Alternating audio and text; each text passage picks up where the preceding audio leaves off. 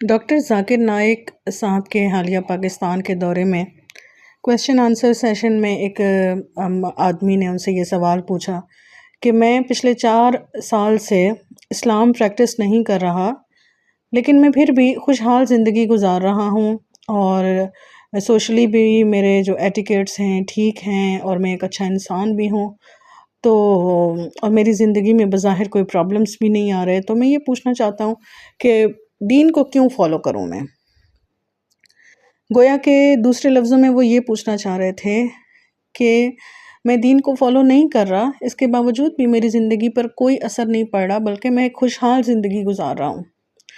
تو ڈاکٹر ذاکر نائک صاحب ویسے تو ماشاءاللہ بہت بڑے اسکالر ہیں، لیکن ان کی فیلڈ کمپیریٹیو ریلیجنس ہے، اور یہ سوال جو ہے علم تفسیر اور علم حدیث سے تعلق رکھتا ہے۔ اور علم حدیث میں ہمیں یہ بات پتہ چلتی ہے، نبی علیہ السلام نے فرمایا الدنیا سجن المؤمن و جنت الکافر، کہ دنیا کافر کے لیے جنت ہوتی ہے اور مومن کے لیے قید خانہ ہوتا ہے۔ تو جو لوگ اپنے ذہن میں یہ اسٹینڈرڈ رکھتے ہیں کہ اگر دنیا سرسبز و شاداب ہے، اس حال میں کہ ہم دین پر عمل نہیں کر رہے، اس کے باوجود ہم خوش ہیں اور نہ کوئی مالی تنگی آ رہی ہے نہ اور کوئی نقصان ہو رہا ہے، تو ہم شاید سیدھے راستے پر ہیں۔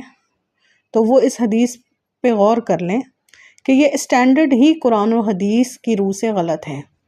کہ دنیاوی کامیابی یا دنیاوی خوشحالی آپ کے صحیح راستے پہ ہونے کی دلیل ہے۔